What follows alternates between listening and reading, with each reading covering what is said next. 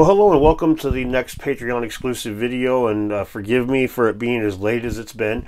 And I want to tell you guys going into this, I'm going to do it a little bit different than I normally do, and you guys can be a sounding board and tell me if this is just like detracts from my content or not, because I know my face is gorgeous, but I'm not really feeling... For those of you who follow me on Instagram or Twitter, you've probably seen me mention that my elbow's pretty messed up right now. My left elbow's got a lot of swelling. They say it's bursitis and bone chip floating around. And I was expecting to get surgery, and I'm not getting surgery. And I can still move the thing and whatnot, but it hurts a lot. I'm on pain meds. I haven't slept good in days. And the script that I've got written for the Patreon exclusive video isn't the kind of... When I feel not so hot, I can put together something that's more of an opinion piece. It requires less research. This has got a lot of it's wordy, it's thoughtful. There is a lot of opinion, but there's a lot of other stuff too. So my point is I'm going to read this to you and narrate it and put images on the screen, a lot like a lot of other guys do. But it's something that I normally don't. So anyway, forgive the laziness aspect of it. I promise it's not because I'm lazy. It's because I absolutely know I'm not going to be able to remember two sentences when it's at all complicated right now. And there's a lot of words. So I apologize for that side of it. I apologize for taking as long as it is. Anyway, let's just jump straight on into this. You've waited long enough. Archaeoastronomy is usually thought of as the alignment of buildings with stars or the sun, but it's really so much more than that. It's the study of how the ancients viewed the sky, how it mattered to them, and why. You've most likely heard me say something along the lines of archaeologists undervalue archaeoastronomy.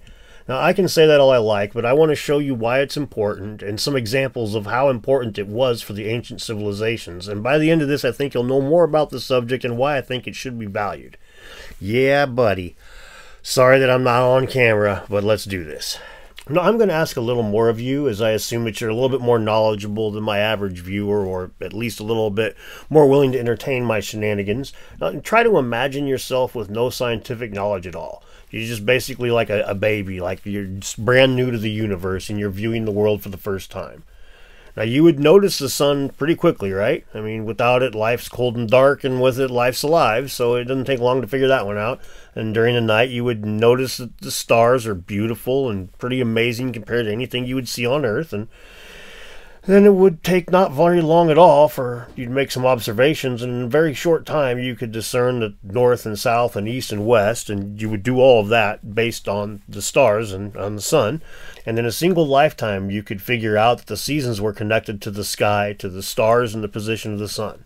And just in a few generations, with solstices and equinoxes and even more exacting concepts of stars comes into being, and you start seeing comets and eclipses. And by this point, the inherent perfection of the cosmos is evident. The stars and moon and sun, they all follow these hard patterns. And you can figure these patterns out with careful study. Now, this is before science, keep in mind, so this is kind of an amazing thing for early humans to recognize. This perfection, it was so apparent in the sky. I mean, think about the only straight lines you're going to see in nature in these days. They're going to come from, like, rays of light from the sun. I mean, the only real perfection you're going to see in nature is going to be up in the sky. And so, unsurprisingly, the sky's predictability became conflated with perfection, and this gave rise to all kinds of spiritual concepts. Now, complete cults of the sun themselves, that's kind of rare throughout history. But it does show up, and even in the cultures where the sun was not like the center of a cult, it was considered a source of power or a god. And this sort of sympathetic magic permeated the ancient world. Things that looked similar held similar power. An egg is more than a symbol of fertility, it's a talisman for fertility. The heart of a powerful beast didn't symbolically hold that animal's spirit, eating it imbued one with that animal's ferocity. Magic wasn't magic. It just was. And power, it was the coin of this stuff, man. I mean, some sources of power are more consistent than others. Some were more perplexing than others. Some were more useful than others.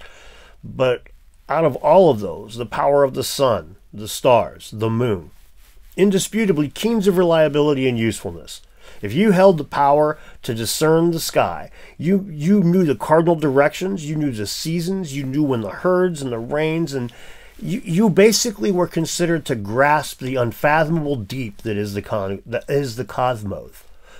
A person who took on a solar deity role, like a pharaoh, for example. Now, that's part of this tradition. They're taking the strength of the sun and labeling himself as the holder of that power. He made himself more than a man and more than a king. He was unchanging, never erring, perfect. He brought life. And this power he claims to have held, it works on the human psyche in a primal way. Ironically, it makes this imagined power very real in the sphere of human society. Now, Dr. Jane Goodall noted many things about the behavior of chimpanzees. So many of them, it's hard to remember them all. But one thing that was pertinent here is the reaction of dominant males to thunderstorms. Performing a ritualistic slow dance, they would emulate some connection to the storm, it seems, like acting like the power of the storm and they were connected, standing in the face of the thing and dancing with it. Similar behavior is seen when brush fires occur, a form of ritualistic movement and apparent attempt to communicate with the fire. Now, it doesn't take a lot of imagination to see this type of psychology evolving into a more elaborate set of ideas, still rooted in the power of these forces and their ability to be one with them. When a chimp dances in the face of a storm, a pharaoh would be one with the sun itself. Both are trying to grasp this esoteric power they see in the sky, and both succeed in a weird manner through the social rewards they get for this behavior, despite it not having any real effects beyond that. It may just be a coincidence, but we still refer to the best and brightest among us as stars. And this brings us to the shamans themselves, the designers, you could say, of the individual group concepts of spirituality. These people were usually trained by their predecessors in magic, divination, communing with spirits, medicine, and herbs. And astronomy mingled with astrology in those days. Again, there was no separation between science and magic. These things were just as they were, and that's that. Now, all of their ceremonies were important. These were ways to commune with the spirit world. But the useful ones, the one with reliable power, these became more and more popular as time went on, kind of the Richard Dawkins meme hypothesis, right? Old school meme, not modern version of it. Herbal medicine and astronomy are ubiquitous as a result of this. Many cultures around the world have different ideas on which animals, trees, or rocks have which spiritual value, if any. But almost every culture watches the stars and uses plants for healing, because these were magics that worked. Most of these cultures that held these shamanistic beliefs had a three-tier system of existence. Sometimes they would have four, but it was usually the underworld associated with caves and water, the world that we live in, and then the heavens, obviously equated with the sky. Now, the underworld was generally thought to be a place of terror and death, and the land of the deceased, right? Nowhere you want to go, but you're stuck going. If you need me to explain this plane of existence to you, you may have eaten too many of the shaman's herbs, or you may be on the wrong channel. But the heavens, now, they were a land of rebirth and perfection. Right? Rebirth on a fractal scale, the sun and the stars daily, the moon monthly, the sun's path yearly, the cycles of planets and comets and eclipses span centuries. The closer you look, the longer that culture watched and recorded, the more robust that idea became. So naturally, everybody wants to go there when they die. From the pharaohs we spoke of earlier to the lady on a church pew in your hometown, the land of perfection and rebirth is their end goal when they croak. Now, the people who could claim some connection to the powers of the sky, those people have garnered serious respect and even awe from their peers. Even today, a lot of people feel this way. So the shamans and others who have sought power from the sky, they had a prescribed means of getting this power. Following its movements was, of course, the foundation of this. From there, many different things became associated with the sky and its power. And different cultures, of course, have different ideas of it. Duh. But in many places, this knowledge, the power itself, became synonymous with royalty or stewardship of the land from a divine perspective. Basically, as humans got better at pulling that power from the sky and portraying it to others, the notions of god kings became more accepted. Somebody truly in touch with the universe. The king who is the sun, the person who is a god because they have the knowledge of the heavens at their disposal and know how to apply that to our world. Now, of course, sometimes it's backfired. A drought or a plague could see a god's king burnt on his own altar pretty quick. But most of the time, this was a safe bet. Know the sky, use that knowledge to follow the herds and plants more effectively. You truly benefit your people. That's real power, and that power, well, that elevates not just your people, but you socially. When it comes to the power of the heavens being used to legitimize the ruling people, I'm not aware of a better example than China. When the Jesuit missionary Matteo Ricci came to China to set up shop, he was amazed at how intertwined astronomy was with that ruling family. There's this concept known as Shangdi, basically a divine mandate from heaven. Basically, this empowered the emperor and kept him in harmony with the universe, was the idea. And this was said to stem from a knowledge from the heavens, and as such, China had the largest body of official astronomers known in the world at that time. Marco Polo, when he went there, reported there were over 5,000 astrologers and soothsayers in China, and they were all using this equipment that blew Matteo Ricci's mind when he saw it later on. The Chinese astronomers had gotten very skilled, but there was a sharp decline in skills by the time Ricci showed up in the 17th century. The Chinese day was 365.25 days as opposed to 365 days of Europe at the time, and they had a lot of records that were really accurate. With as many astronomers as they had, it seems a sort of culture of sameness took over, and innovations in astronomy became few and far between by the time Ricci showed up in Beijing. Ricci was an educated man, and he knew astronomy far better than most priests. So when he saw a myriad of different gadgets on the roof of the Royal Observatory, he knew that he was looking at a strong, deep tradition of stargazing and keeping painstaking records.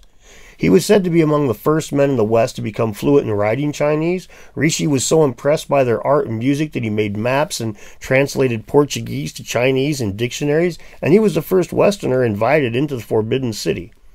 He weaseled his way into getting that invite by predicting eclipses better than the Chinese astronomers could. His invite was the start of an appointment as the advisor for the emperor. And I say for and not to because he never actually met the emperor, but he was so well respected by the emperor that he was made an advisor nonetheless. Now this angle of astronomy was his new favorite thing. As a missionary, he had a way to directly prove his God's ability to harness the power from the sky was better than the emperor's. And the emperor's earthly power being based on that heavenly power, he was paying attention. So Ricci gained several converts, most of them mighty heroes of old, men of renown. I'm sorry, I had to. Popular and powerful men in China. But there is one aspect of this cultural exchange that is truly amazing. The Chinese observatory, it has rings of 360 degrees as well as 365 and a quarter that they used before the missionaries arrived. Despite having discerned a far more accurate year than the West's easier to use but less accurate 360-day year, they adopted it because they had adopted tons of European astronomy. Its ability to make more accurate predictions, to astronomy in general, not the 360-day year, gave Ricci and the church real-world power. So much that Ricci died in China, and when he did, the emperor himself made an exception to their laws about foreigners being buried in certain areas. He actually had a Buddhist temple set up to care for his remains, something was extremely unusual at the time. And even after he had died, the power was affecting Ricci's mortal remains. Now we can all see this is separate, calling it power that seems off to us. It's just a social response to inaccurate ideas about the cosmos, right? However, like the chimp staring into a storm or a pharaoh claiming the solar rays as his own, Ricci claimed real-world benefits from this astronomy. Now maybe he didn't think he was harnessing power, most likely he didn't. He was a learned man and he was a Christian. To him it was probably just science. Simply measuring and recording until it became knowing. But to those who he interacted with, to those who were less science-minded and that he used to manipulate an angle, he was a powerful man due to his ability to discern patterns in the heavens. Alright, now I've explained why and how the sky was important and how it was tapped for power. But how does all this help with research today? How can we use this to be more accurate in our education and we learn about the past? Well, let's a little bit of a case study here that we have good info on. This will allow us to kind of calibrate the ideas that I've got if you follow me. Now, most ancient religious ideas can be separated into two metaphorical camps. You got hardware and software. Now, the hardware is what we usually end up with, be it a pyramid or a shield with the crescent moon and stars riveted to it. The things that we can touch is the hardware, right? The software would be the ideas behind it all. Which stars or planets, if any, were depicted on this shield? What light were these objects viewed in? How did they inform other aspects of their culture? What are these symbols? What should we expect to see when the power of these objects is invoked, when they think that they're really using these? More often, we lack this part when we look into an ancient belief system and we do it blind or nearly blind unless we have writings. And in this case, we do have some writings, the case that I'm going to bring up here, from relatively recently, and some more contemporary people, even right up until the modern day, although it's been corrupted a bit. So we do have a way to keep an idea as to how far off track we are here. So Kachinas are a Pueblo Native American spirit, one that's associated heavily with animism, the idea that everything has a spirit, right? We see as many different Kachinas as we see archetypes of nature. Kachinas for everything from rain to spirits meant to scare children into acting responsibly were believed to exist. Now today they're best known for the Hopi and their Kachina dolls. These dolls were originally intended to be a way to pass the knowledge of each Kachina down to the next generation. When the Kachina ceremonies were performed, certain Kachinas would be emulated by the people participating in the ceremony. They would dress accordingly and they'd dance like the Kachina, and the dolls were a template, a way to pass this down to each generation and make sure they didn't stray off course. Now, about 100 years ago, the dolls became popular among collectors of indigenous artifacts, and this caused a resurgence of people manufacturing them, and this has caused a lot of, well, innovations and stuff in the artwork style. And now a modern Kachina doll doesn't really look like an original. The artistry is a lot more of the focus on a modern one, which makes sense. They're not being made for spiritual reasons anymore. They're being made to sell as art pieces. But anyway, some of the Kachinas, as spirit beings, are supposed to have come from Atalawasu, the fifth world. Directly translated, this means morning star, the planet Venus. Now, it's not associated directly with Venus, but that's like part of it, right? It's this esoteric land that we go to. They didn't expect us to get in a spaceship and fly there, so don't go all Anunnaki with me here. It was a spiritual place, but they identified it with Venus, much like the ancient Egyptians identified the Duat with their heaven, a spot in the sky. At any rate, there were other places too. There was an underworld that was often a place Kachinas were supposed to originate from, and the colors associated with any of the individual Kachina spirits was a clue to its personality and to its intentions. Now, the colors on a medicine wheel that so many of you are aware of reflect this, and it's also seen on the Kachina directional altar of the Hopi. Now, this altar is an interesting cultural artifact that's still used today, made of corn and other little fetishes. No, not those fetishes. Laid out in an 8-direction pattern, a lot of times with one direction missing. Not that one direction. Quite obviously, this was set up, laid out by astronomical observations, and it seeks to commune with the Kachinas by embodying heavenly power on Earth. Now, each ear of corn is a different color with this multifaceted symbolism that is rooted in the cosmology. Black corn, for example, was pointed north, the direction of the underworld, and the color of the Kachinas, who were monstrous and scary, were also black. These colors varied from tribe to tribe, and even the Pueblo region that would differ, but the concept remained mostly the same. The sky was divided, and the earth was also divided along the same lines. The one was informed by the perfection of the other. This division was spiritual as well as physical, the two being indistinguishable, like I've said so many times now. Dividing the altar in this way invoked the power of the cosmos. It brought it to the earth. The order that the heavens project onto the earth into the ceremony. As a matter of fact, part of the ceremony is actually reflecting some of the sun's light from off of a piece of quartz into the bowl in the middle of that altar. Bringing the sun into that altar is definitely a solar astronomical ceremony. To them, this was real power, and it being the best magic around, the most useful, the most reliable, like I mentioned earlier, means that it's going to become quite possibly the most ubiquitous in a certain area, right? So we can look around the region and look for similar signs. These concentric rings designing their world view that you see in the medicine circle that's associated with this altar. Those same yellow, black, white, and red being incorporated with the cardinal directions. You can look for those kinds of things. You can look for this Venus being part of the whole mess. There's a few things like that that get incorporated that you can see that you could potentially draw parallels with. Some of them more robust than others. For example, when we look at a tribal design like this one here, it certainly takes on a different meaning when you know what those colors mean in regards to a medicine wheel, right? And with designs like this one here. Now, all of a sudden, the idea that this may well represent the cosmos and cardinal directions seem reasonable, knowing what we just talked about. So when we see the Mayan calendar with its cardinal points clearly marked, and learn that their cosmology involved 4 colors for the 4 cardinal points, each of them with corresponding colors of corn and esoteric spiritual ideas and parts of the world and overworld and underworld associated with the colors, the idea that these cultures were involved in some sort of knowledge exchange when it came to astronomy gains a lot of traction, especially when we travel way up to the north and we see this sort of art from the Inuit people. We shouldn't be surprised to learn that these concentric rings represent different areas: the heavens, the sea, the land, the underworld.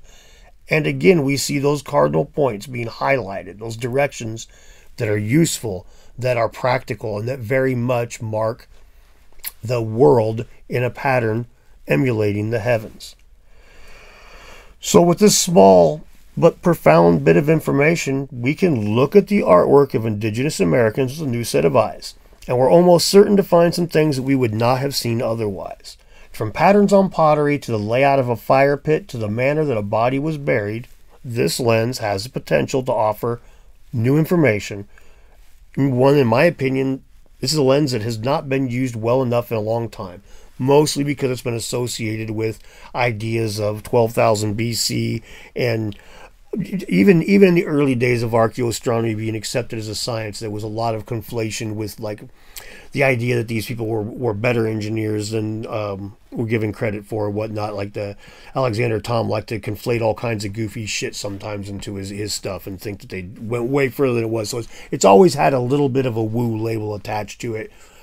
I think that might have some of the problem. Also, another huge part of it is that astronomy and archaeology are very different disciplines. They are very, very different. You don't see a lot of archaeologists that are into astronomy and vice versa. There are some. Anyway, I'll babble a little bit more about that, but I'm not feeling the best in the world, so you get a little bit of rambling down there at the end. Sorry. I hope that's okay, guys. Thanks a lot for supporting me. I really appreciate it. Sorry that I did most of this off camera. That's not going to be a thing that I'm going to do much of, but every now and again I think it makes life a lot easier, especially right now. We'll talk to you later. Thank you so much. Well, thank you very much. I hope this was worth the wait. And again, I apologize for narrating it instead of staring at you with my gorgeous face. But I do appreciate you guys' support. I hope that you found that pretty intriguing. Honestly, I hope that'll help you out when we go forward into other videos, not just in Patreon exclusives, but on my channel proper.